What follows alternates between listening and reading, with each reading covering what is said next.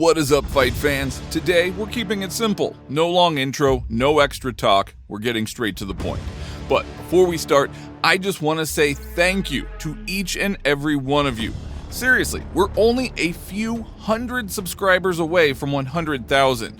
So let's make it happen today. I know I've asked almost every day, and I know some of you might be tired of hearing it, but I promise this is the last time I'll ask. So thank you so much for the support. Now let's get into it. Okay, whenever you want.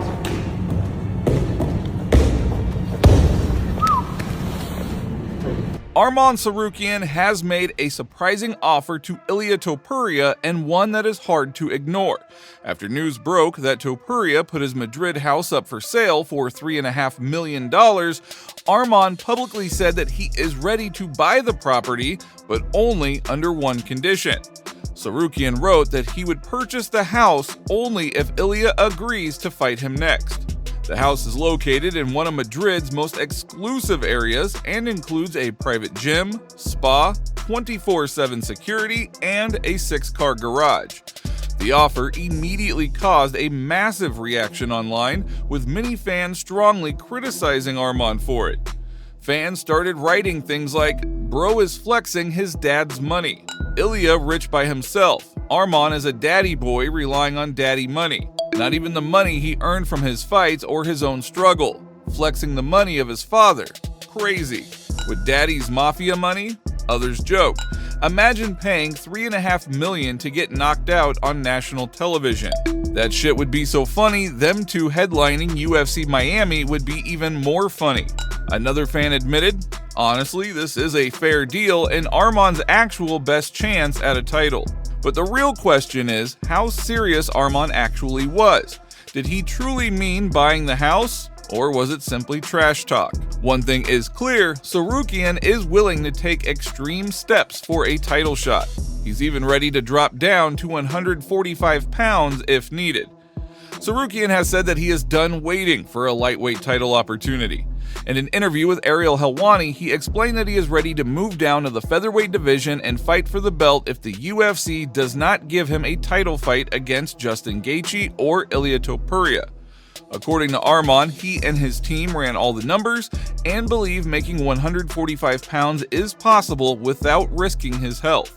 I'm not getting Gaethje, I'm not getting anybody. I'm gonna try to get the title 145. Really? Yeah, what I can do. Can you make 145? Yeah, I talked to Coach Carl, so we did math, everything. So my body can go to 145. But to be healthy, would it be easy for you?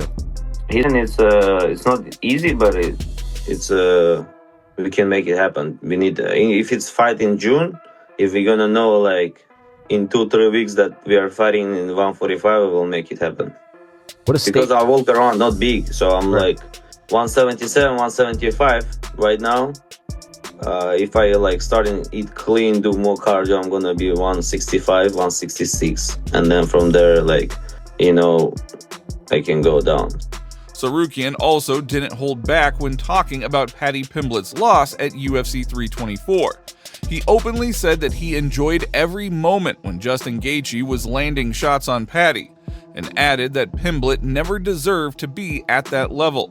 According to Arman, Paddy has no real MMA skills besides durability and a good chin. He also claimed that he could beat both Pimblett and Gaethje in the same night. When the Gaethje clipped him. You hate him that much? Yeah, he's a bitch. I was happy because now UFC can see like why they put the trash can there. He never deserved to be there. To be honest, I would beat both of them on the same night. Paddy Pimblett, he has zero MMA skills. He has a chin and that's it.com. Did you just say that's it.com? Yeah. This is my new word. What did you think of the technique? He has zero technique, to be honest. Oh my god. If you go to the list, right? Yeah. TDF, Benoit, me, Oliveira, Holloway, everybody can beat him. Was there anything that impressed you? I was scared. Yeah, I got impressed when Paddy fought 15 times. He need to take a break for 5-6 years after that fight. So bad for his brain. He was stupid. Now he's like gonna be crazy, even crazy. Any part of you disappointed that he lost? No. I would like to UFC cut him out. Okay. Bullshit guy. Worst UFC fighter. Well, he's so bad. But like this trash can, he's zero fighter. Alexander Volkanovski reacted positively to the idea of Tsarukyan moving down to the featherweight division. During UFC 325 Media Day, the champion was asked about Arman's comments, and Volk made it clear that he does not shy away from those kinds of challenges. He said that if Tsarukyan can safely make the weight, he would be a very dangerous opponent. Volkanovski added that he loves tough fights and big challenges, especially the ones that matter for legacy. And this is exactly the kind of fight that legendary careers are built on. Arman Tsarukyan was on an aerial show and said he wants to drop to 45 and fight for the title. Curious if you have any thoughts on Arman potentially trying to cut that sort of weight and fighting you and what that could do. Yeah, I mean, like I love challenges. He would obviously be a tough challenge. If we could get down there, that would be definitely a tough challenge. Same with Movzar. Obviously, Movzar, good. Like even the wrestling side of things, like I'd love that. Because for the legacy, you can talk about legacy. You've got guys like Movzar undefeated. So later, obviously I've got a job to do this weekend. But whatever comes my way, I'll be happy. But Movzar alone, incredible records. Or even Arman, if he was to come down, that's a challenge. So that'll be definitely something. And I feel like my takedown defense is pretty solid. So that'll definitely be a fun one.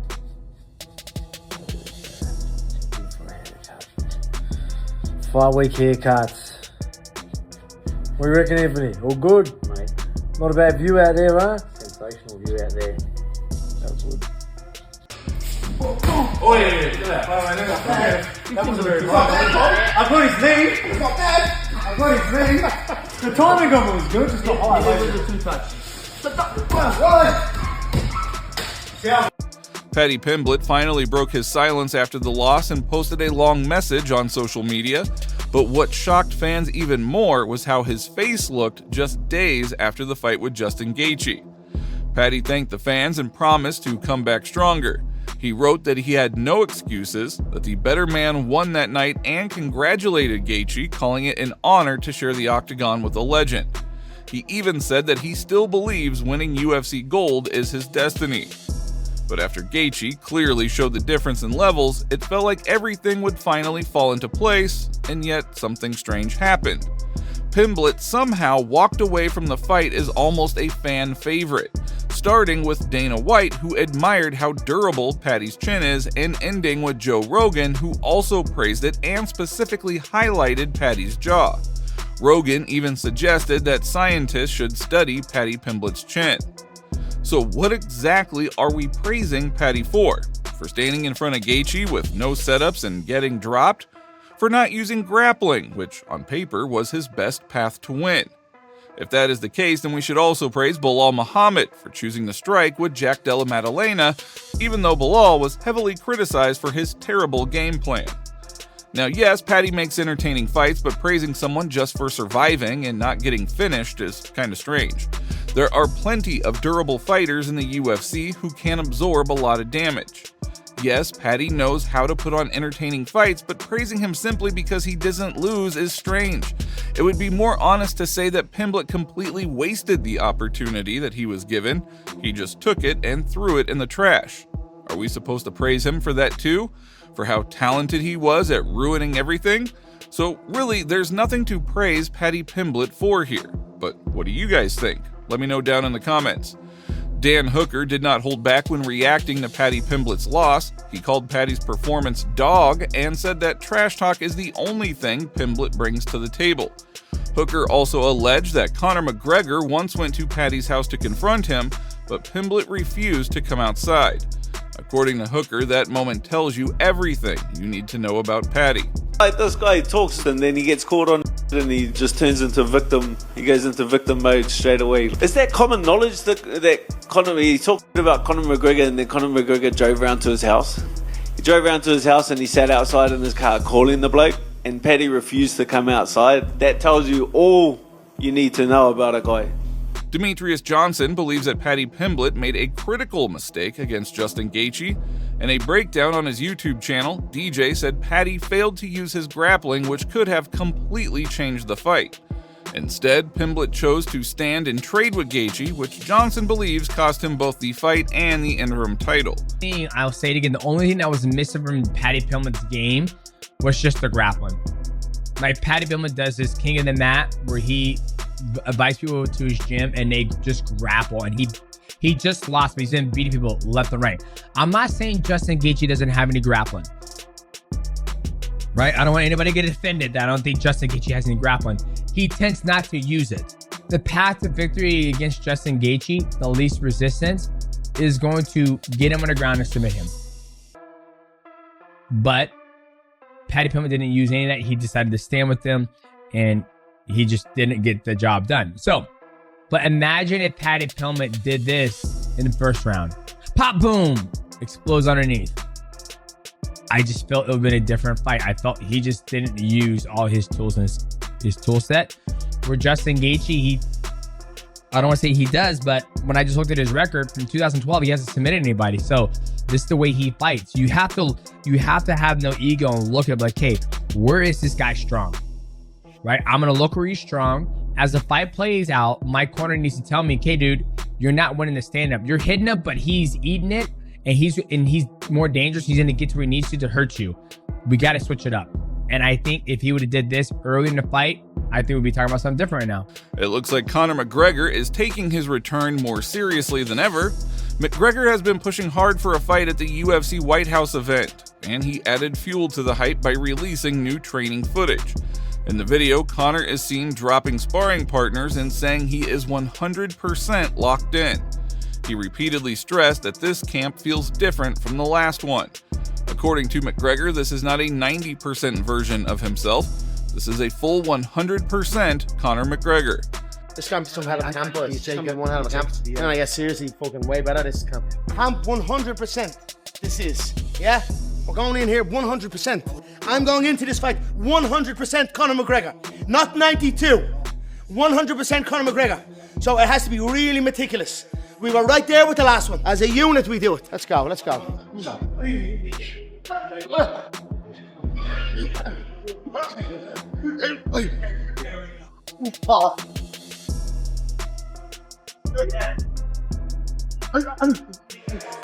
Am I strong rockets? These are missiles, yeah. These are fucking missiles. Keep Cameron, Wallach. Ian Garry had huge praise for Islam Makhachev, calling him the most dangerous man on the planet. Garry said Islam is not only the #1 pound-for-pound fighter in the world, but also one of the most complete champions in MMA today. Garry made it clear that this is the challenge he wants, and he believes defeating Makhachev would redefine his career and place him among the elite. Islam Makhachev is one of the greatest fighters walking the planet Earth right now. The #1 pound-for-pound fighter on the planet, a 2-weight world champion, former Sambo world and European champion. He's absolutely unbelievable at what he does. He is one of the most dangerous men walking the planet right now. When you beat Islam, it changes the way everyone in the world thinks about you, and I'm gonna do it. Petr Yan has given a serious update on his health after undergoing back surgery. Yan said he was under anesthesia for 9 hours during a lumbar spine operation, showing just how major the procedure was. He said the surgery went well and expects to be back competing in just a couple of months. Ужин мой подъехал. Транспорт мой подъехал. Не теряйте пару месяцев на реабилитации. Sean Strickland and Michelle Pereira caused a real ruckus during sparring, which perfectly reflected their unpredictable nature in the gym.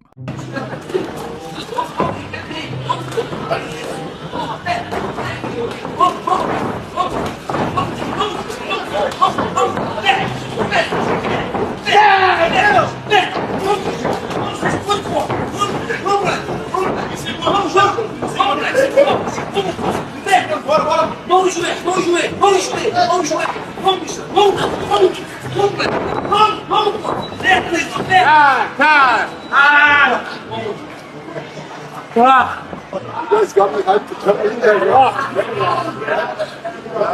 Right. Right. Clench. Very good sit.